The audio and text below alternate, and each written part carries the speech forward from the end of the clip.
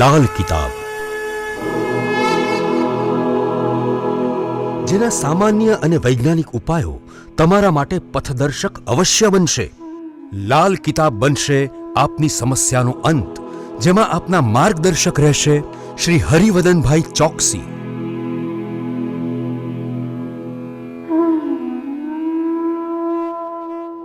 નમસ્કાર મિત્રો, હું હરિવર્ધન ચોકસી આપ સૌનું સ્વાગત કરું છું. મિત્રો, આજના વિડીયોમાં આપનું ખૂબ ખૂબ સ્વાગત. મિત્રો, મારી પાસે ઘણા લોકો આવે, જન્માક્ષર બતાવવા આવે, પોતાના જીવનની સમસ્યાઓના ઉપાય લેવા આવે. ચોક્કસ, જન્માક્ષર તમે લઈને આવ્યા છો, હું તમને ઉપાય બતાવું, જીવનની તકલીફો કેમ દૂર કરાય એને પણ આપણે સમજીએ, એના ઉપાય તમે લઈ જાઓ. પણ માનવ જીવન એક એવું જીવન છે કે જો માનવી ધારે તો પોતે પોતાના જીવનને ખૂબ સરસ રીતે બનાવી શકે છે, એને સજાવી શકે છે, એને શણગારી શકે છે. તો માનવ જીવનમાં છે ને ત્રણ ગ્રહ એવા છે, એને માનવી સમજે, એને સારા રાખે તો જીવનમાં કોઈ તકલીફ જ ન આવે, બધું સરસ થઈને ચાલે, કોઈ તકલીફો ના પડે એને. અને આ જ વાત આજના વિડીયોમાં આપણે જાણવી છે. માનવ જાતે પોતાના કર્મથી જ અધોગતિ તરફ જાય છે. પોતાના કર્મથી જ માણસ જીવનમાં દુઃખ ઊભું કરે છે, ભોગવે છે, અને એનું જે કંઈ પણ ફળ છે ને તે આપણે બીજા પર થોપીએ છીએ કે ભાઈ આને આમ કર્યું તો આમ થઈ ગયું. એટલે મારી પાસે કેટલાક લોકો તો એવા આવે જ કે સાહેબ જુઓ ને, કોઈએ કંઈ કરી નથી નાખ્યું ને. કોણ શું કરે છે ભાઈ? કોઈ કંઈ નથી કરતું. અને કરવાવાળા એવા લોકો છે, જો એ લોકોએ કર્યું હોય તો એ ભગવાનની જગ્યા પર નહીં પહોંચી જાય. એના મંદિર બનાવીને લોકો એનું ભજન કીર્તન કરીને એની આરાધના ન કરતા હોય, એવું કંઈ નથી. તમારા મનના વિચારો, તમારા કર્મ તમને અધોગતિ તરફ લઈ જાય છે. તો આજે છે ને, આજે આપણે આ 3 ગ્રહ વિશે જાણીએ. આ 3 ગ્રહની જાણકારી હું તમને આપું અને એ તમારા જીવનમાં કઈ રીતે મહત્વનો ભાગ ભજવે, તમે કઈ રીતે એનાથી પરેશાન થાવ અને કઈ રીતે તમારા જીવનમાં સુખ સમૃદ્ધિ આપવા માટે એ લોકો સક્ષમ છે.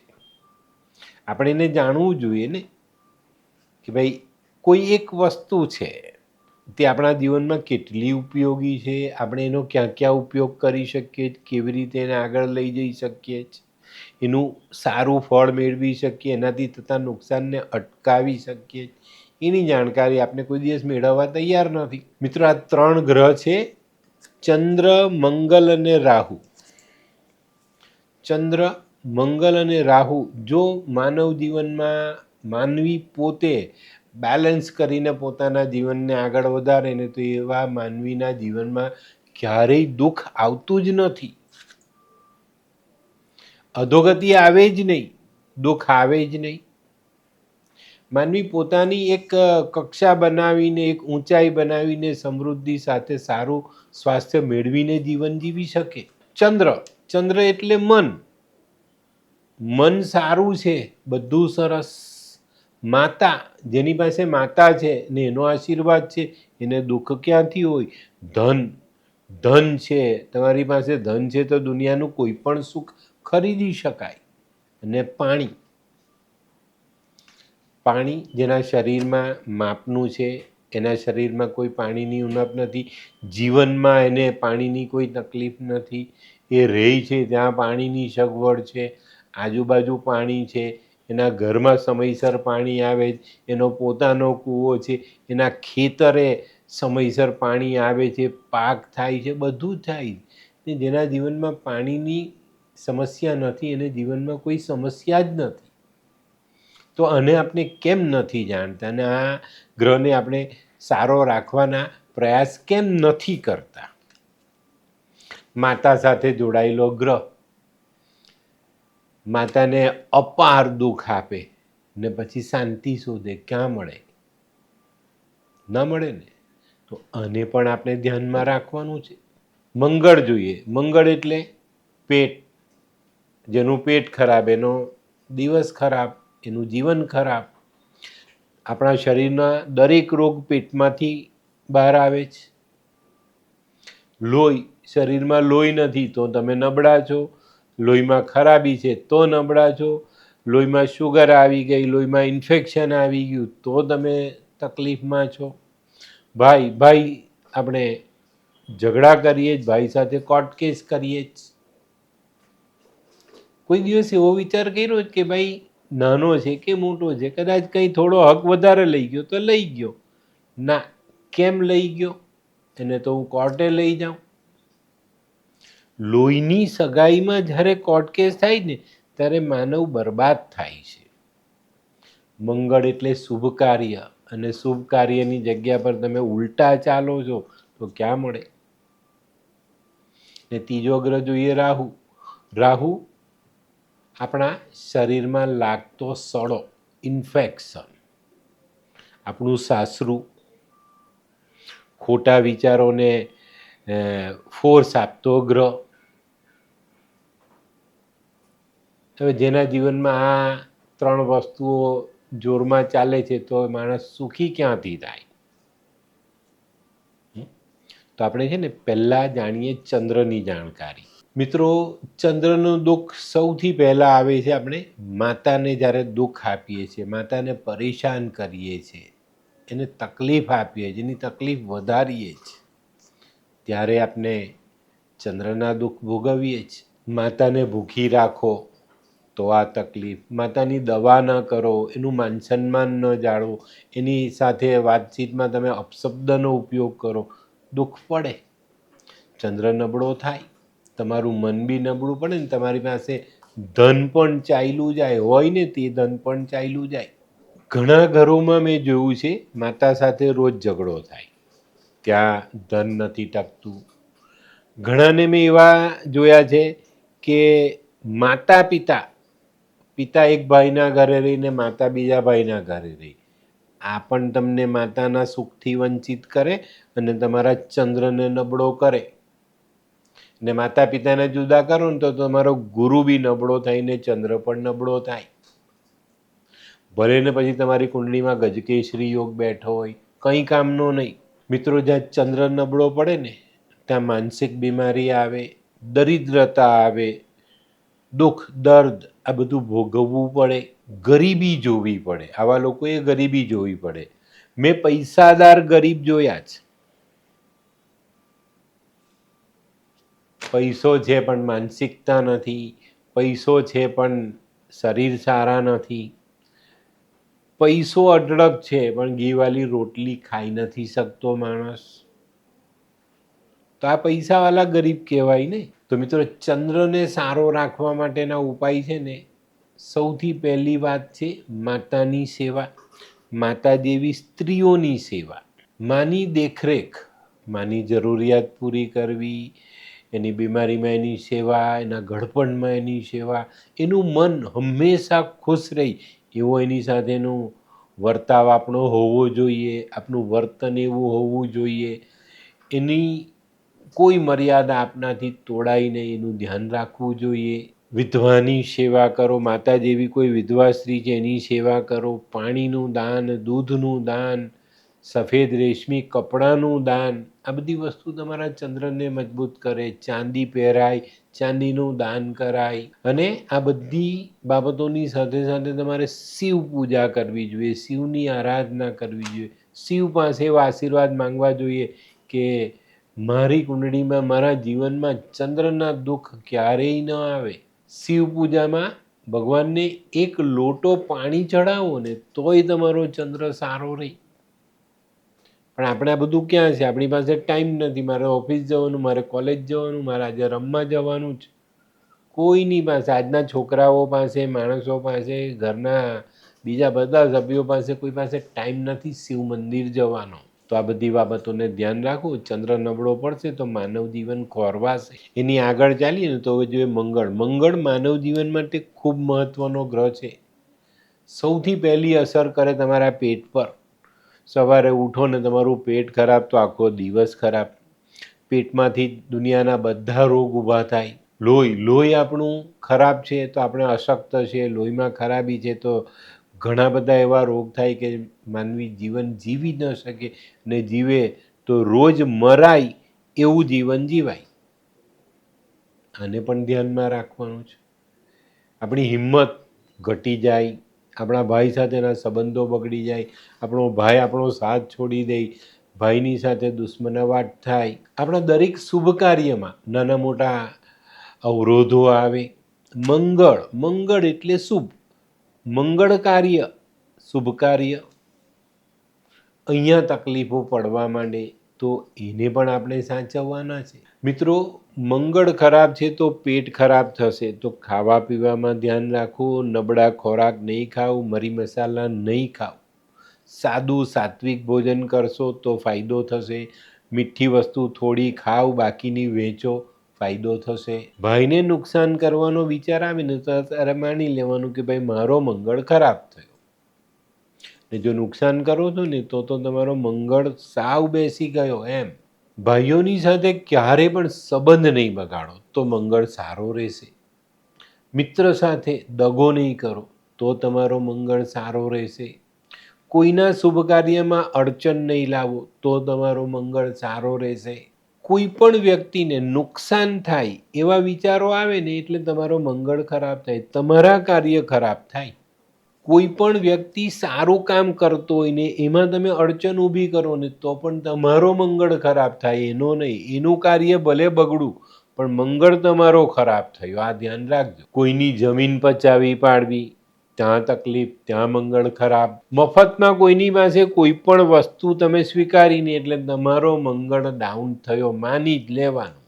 મીઠી વસ્તુ ખાવા બેઠા છો ને મીઠી વસ્તુનો બગાડ કરો છો તો તમારો મંગળ ખરાબ. આપણે જમણવારમાં જઈએ ને ત્યાં આપણે મિષ્ટાન જોઈએ તો કે બહુ સરસ હશે, ભરી દીધું, હવે ભાવ્યું નહીં તો થાળીમાં એઠું જોયું, અહીંયા પણ મંગળ ખરાબ થાય. બહુ મહત્વની વાત છે. આપણે આપણા જીવનમાં ડગલે ને પગલે આવી ભૂલો કરીએ છીએ અને આપણે આપણા ગ્રહોની ઓરાઓ બગાડીએ છીએ. તો ધ્યાન તો રાખો. અને મિત્રો, મંગળ ખરાબ થવાની સૌથી મોટી અસર તમારા લોહી પર આવે છે. જ્યારે લોહી ખરાબ થયું ને ત્યારે માની લો કે તમારા જીવનમાં પડતીની નિશાની આવી. શારીરિક રીતે તમે તૂટો, શારીરિક રીતે તમારા રોગ વધે, મહેનત કરવાની તાકાત ચાલી જાય, તમે નબળા પડો. મંગળ સારો રાખવો માનવ જીવન માટે ખૂબ જરૂરી છે. અને સૌથી મોટી વાત આવે, હિંમત તો આપણે હારી જ જઈએ. કોઈ પણ કામ કરવા માટે આપણી તૈયારી ન હોય અને એ તૈયારીથી આપણને જે નુકસાન થાય ને તે બહુ મોટું હોય. કોઈ કામની શરૂઆત જ ન કરી શકીએ. આપણે બધું કર્યું, બધી તૈયારી કરી, પછી એ કામ શરૂ જ ન કરી શકીએ ને શરૂ થાય તો પૂરું થાય. અહીંયા આપણે પાછા પડીએ જ.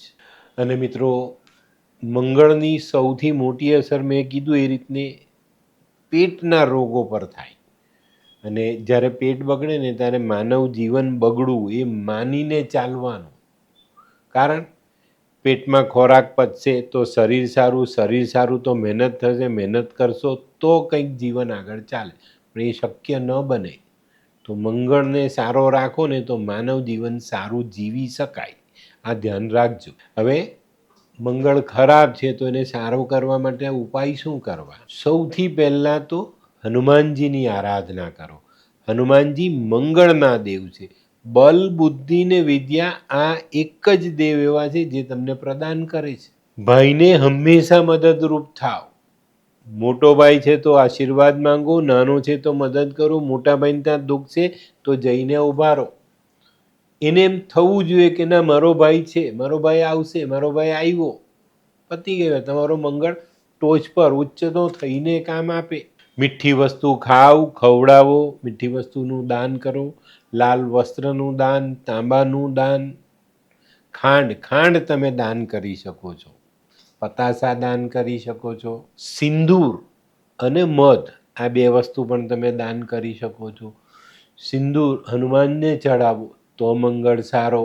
કોઈ ગરીબ વિધવા સ્ત્રીને તમે મદદ કરો તો પણ તમારો મંગળ સારો થાય. અને મિત્રો, જો કુંડળીમાં મંગળ વધારે ખરાબ છે, તમને એમ લાગે કે ભાઈ પ્રેશર વધી ગયું છે, તકલીફ વધી ગઈ, મારા શરીરનું તાપમાન વધી ગયું છે, તો રેવડી જેવી વસ્તુ લઈ માથા પરથી ઓવારીને વહેતા જલમાં વહાવવી જોઈએ, તો મંગળ શાંત થાય. વધારે પડતું શારીરિક તાપમાન વધે છે તો થોડાક ચોખા લો, માથા પરથી ઓવારી દૂધથી ધોઈ ને વહેતા જલમાં વહાવી દો, તમારું તાપમાન થોડાક જ દિવસમાં શાંત થઈ જશે. તો આ મંગળને સારો રાખવાથી આપણે શારીરિક શુભ કાર્યમાં, હિંમતની દ્રષ્ટિએ, પેટની દ્રષ્ટિએ રોગોમાંથી બચીને ચાલી શકાય. તો મંગળ સારો રાખવો માનવ જીવન માટે બહુ મોટી જરૂરિયાત બતાવે છે. અને સૌથી સારામાં સારી વાત, હિંમત ટકાવી રાખે, કોઈ પણ કામમાં પાછા નહીં પડાય, આપણા મનના જે હોંસલો છે એ ક્યારેય પાછો ન પડે, હિંમત રાખીને આગળ જવાય. અને પેલી કહેવત છે ને, હિંમતે મરદા તો મદદે ખુદા. તો ચોક્કસ તમને આ બધી બાબતોમાં ફાયદો થાય. અને મિત્રો, વાણીની મીઠાશ જાળવવા માટે રોજ સવારે મધ વાણી પર, જીભ પર લગાડીને દિવસની શરૂઆત કરો ને તો એ તમારી વાણીની મીઠાશ પકડાઈ જાય. તો આ રીતે મંગળ આપણા માટે ખૂબ જરૂરી છે. હવે જોઈએ ત્રીજો ગ્રહ રાહુ. રાહુ એટલે આપણા શરીરમાં લાગતો સડો, ઇન્ફેક્શન, આપણું સાસરું અને આપણા મનના ખોટા વિચારોને ફોર્સ આપતો ગ્રહ. હવે ખાલી વિચારો કે ભાઈ મારું શરીર સારું છે, કશે સડો નથી, ઇન્ફેક્શન નથી, તો શરીર સારું. રાહુને સારો રાખો તો આ મળે. સાસરું સારું છે તો બધું સારું. સાસરે સંબંધ ખરાબ છે તો પહેલાં તો પેલી ઘરવાળી આપણને રોજ ખીજવાય, તો એને સારું રાખો, એનાથી ફાયદો. ખોટા વિચાર, મનમાં કોઈનું પડાવી લેવું, કોઈની સાથે ગબન કરવું, કોઈની સાથે ચોરીથી આપણે ધન પડાવી લેવું, એને દગો આપવો, ફટકો આપવો, આ બધી બાબત રાહુ કરાવે છે. આ બધું ન કરીએ તો આપણે સરસ બચીને રહેવાય. જેલમાં લઈ જાય ભાઈ આ ગ્રહ.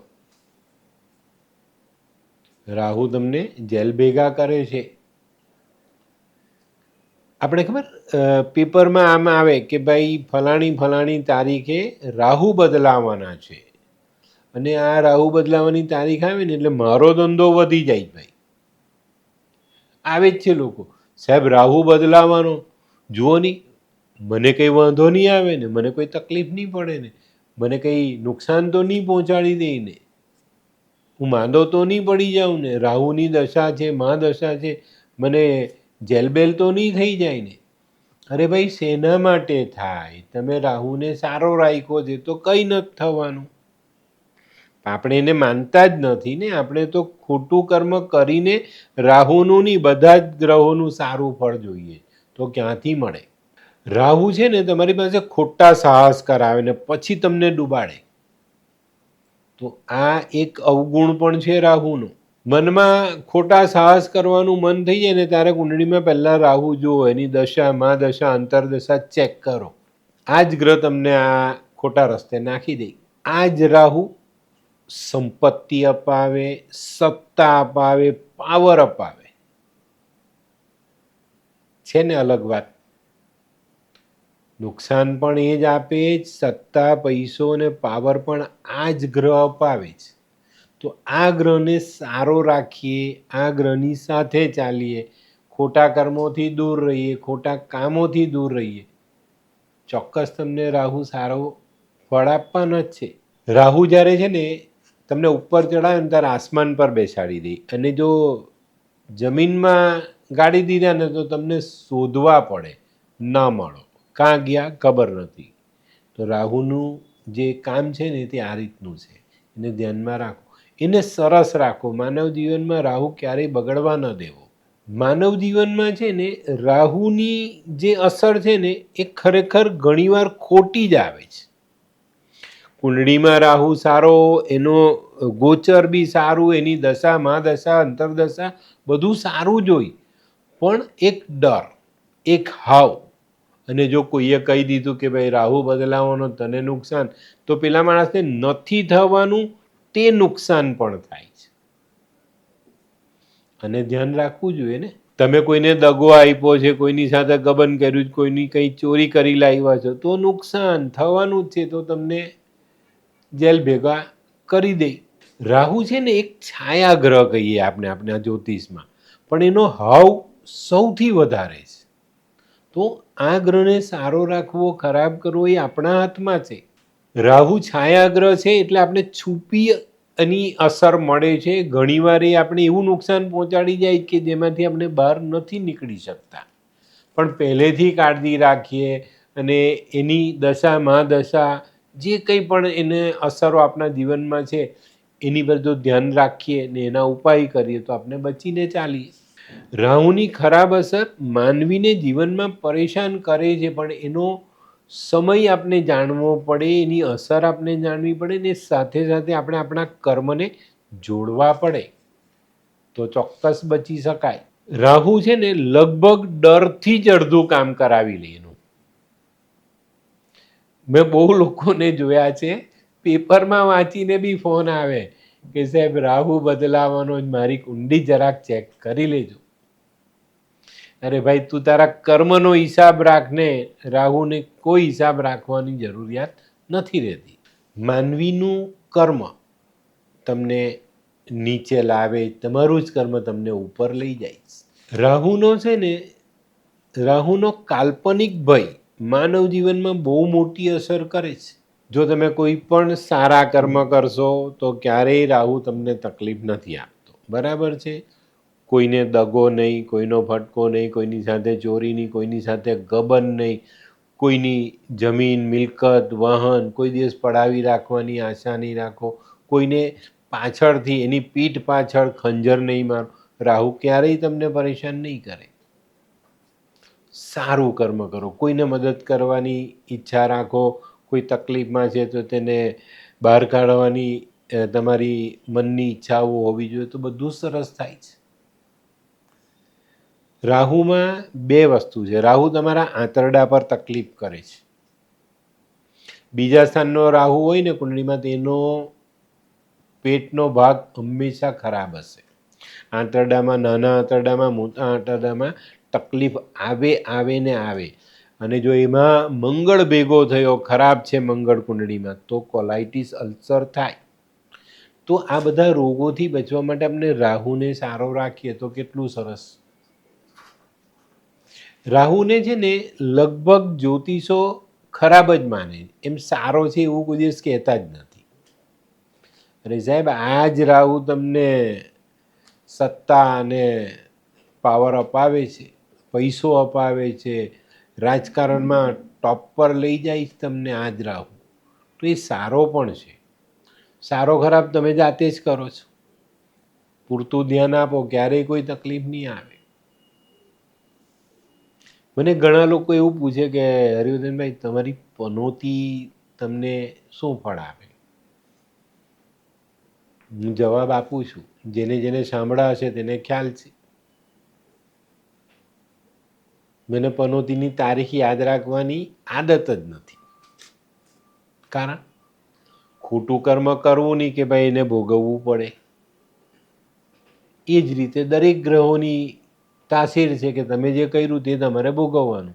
તો રાહુ માટે આ વસ્તુને ધ્યાન રાખો, ખોટા કર્મથી દૂર રહો, ચોક્કસ તમને ફાયદો થશે. હવે આવે છે સાસરું. જેના સંબંધ સાસરામાં સારા હોય ને એ માણસનો રાહુ સારો. ને સાસરે સંબંધ સારા રાખવા જોઈએ. જેવું આપણું ઘર છે એવું જ આપણા જીવનસાથીનું ઘર છે. મેં એવી દીકરીઓ જોઈ છે કે ભાઈ સાસરાવાલા આવે ને તો એનું મોડું ચડી જાય, પિયરવાલા આવે તો હસી હસીને રસોઈ બનાવે. ના, એવા માણસો જોયા છે કે ભાઈ તારા મા બાપ તો હાવ ભંગાર, એની પાસે કંઈ છે નહીં, હું કે તારા પિયર આવું નહીં. એ માણસ બી નકામો. અરે તારા જે મા બાપ છે તે જ મા બાપ એ દીકરીના બી છે, એને સંભાળ. સંભાળ તો તારું સાસરું સારું, ને સાસરું સારું તો રાહુ સારો. રાહુ સાસરા સાથે બહુ નજીકથી જોડાયેલો છે, તો આ સંબંધોમાં પણ તમારી પવિત્રતા જળવાઈ રહી તો રાહુ ક્યારેય ખરાબ નથી થતો. એ ઘરમાં જાહો જલાલી છે કે નથી, તમે એ લોકોને માન સન્માન આપો, એની પરિસ્થિતિ સમજો, એ પરિસ્થિતિ સુધારવાની જવાબદારી તમારી છે. કેમ નથી સુધારતા? સુધારો. તમે એક દીકરીને પરણીને લાવ્યા તો તમારી જવાબદારી અહીંયા પૂરી થઈ ગઈ? ના, ડબલ થઈ ગઈ. તમારે એને સાચવવાની જ, એના મા બાપને સાચવવાના જ, એના ઘરની ઇજ્જત જોવાની જ, એના જીવનમાં આવતી તકલીફોમાં ઊભા રહેવાનું જ. શેના માટે નહીં? તમારે ત્યાં તમારી દીકરી આવે તો કેવા ઊભા જ રહો, તો એને સાથે કેમ નથી ઊભા રહેતા તમે? અહીંયા પણ રાહુ ખરાબ, ધ્યાન રાખજો. આ જીવન ચોક્કસ તમારે આ બાબતોને ધ્યાનમાં રાખવાની છે. તો જેના જેના બી સાસરામાં સંબંધ ખરાબ હોય ને તે સુધારજો, સુધારવાની કોશિશ કરજો, ચોક્કસ તમને ફાયદો થશે. અને જે સાસરાવાળાને પૈસાનો પ્રાવડ હોય ને તે બી બધા નીચે આવી જજો કે ભાઈ પૈસાથી સંબંધો નથી સચવાતા, અને ધ્યાન રાખજો. માન મર્યાદા, એકબીજાનું સન્માન, એકબીજા સાથે ઊભા રહેવાની વૃત્તિ આપણા મનમાં હોય તો આપણે ઊભા રહી શકીએ. બહુ ચોક્કસ મેં એવા લોકો જોયા છે કે ભાઈ પેલી દીકરીને પરણીને લાવે ને પછી એને કહેવાય તારું પિયર ભૂલી જા, થોડું ચાલે. હે, તમારે યાદ રાખવાનું જ કે ભાઈ એનું ઘર છે, ત્યાં એને જવાનું છે, એના મા બાપ છે, એનો ભાઈ છે, ત્યાં કોઈ બચ્ચાઓ છે, તેની જવાબદારી ઘણીવાર ઉઠાવવી પડે, ઉઠાવો. અને બહુ સમજદારીથી જ રાખો. રાહુ તમારા જીવન માટે ખૂબ મહત્વનો ગ્રહ છે. હવે તમે ખાલી એક સામાન્ય વિચાર કરો કે ભાઈ તમારા સંબંધ સાસરામાં સારા છે ને સાસરામાં સારા છે તો તમારા જીવન સાથી સાથે તમારો સંબંધ કેટલો ગાઢ બને, તમારા બે વચ્ચેનું અંતર કેટલું બધું ઘટી જાય, કેટલી મોટી એક વાત આપણે આપણા જીવનમાં જોડી દઈએ.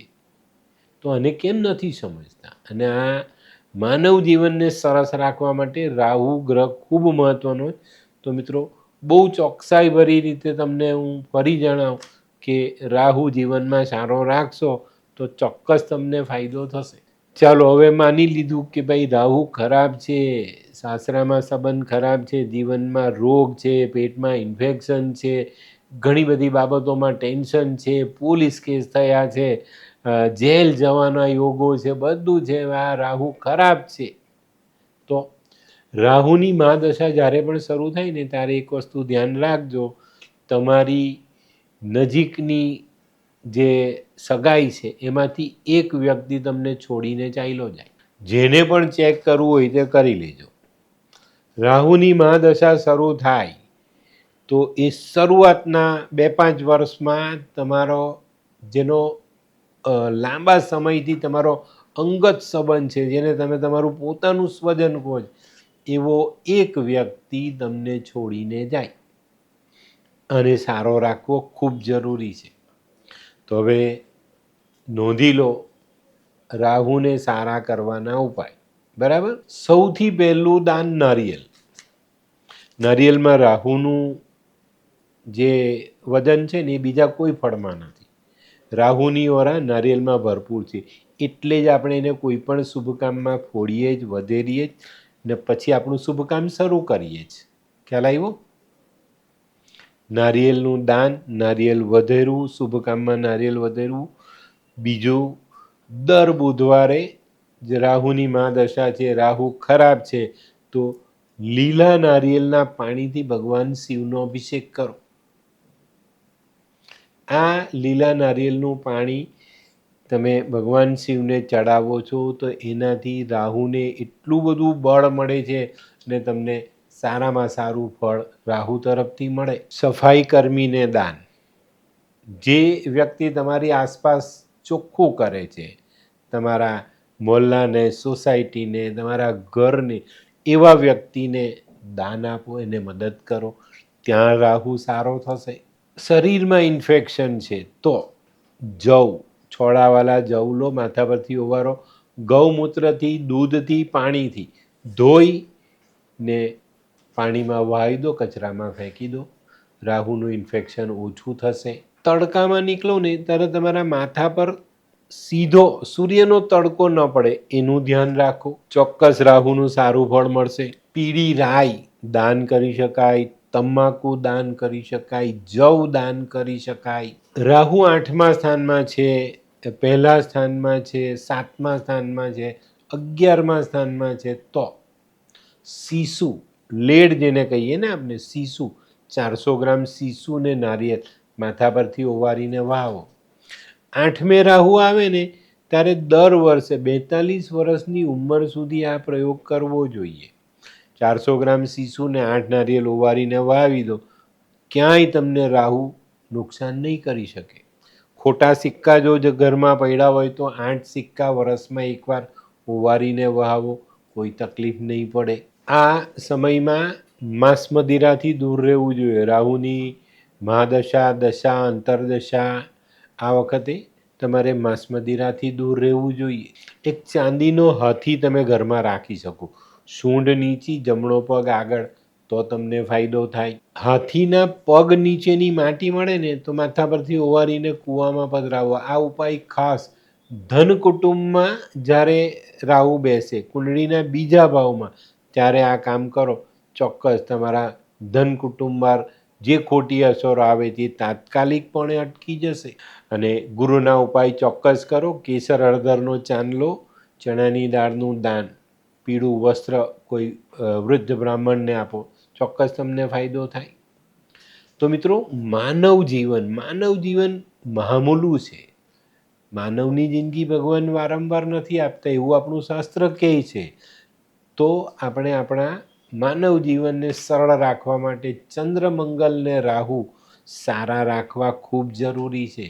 અને જો આ 3 ગ્રહને કંટ્રોલ કરવામાં તમે સફળ થયા તો હું એવું માનું કે જે માનવની જિંદગી આપને મળી છે ને એને આપણે સાર્થક કરી શકીએ, જીવનમાં કંઈક કરી શકીએ, કોઈને મદદ કરી શકીએ ને આપણે આપણા જીવનને અજવાળી શકીએ. તો ચોક્કસપણે આ વિડીયોમાં પૂરતું ધ્યાન તમે આપ્યું હશે. આ વિડીયોને લાઈક કરો, શેર કરો, યુટ્યુબ જોનારા શેર કરે ને સબસ્ક્રાઈબ કરે. મિત્રો, આજનો વિડીયો જો તમને ગમ્યો તો લાઈક શેર જરૂર કરજો.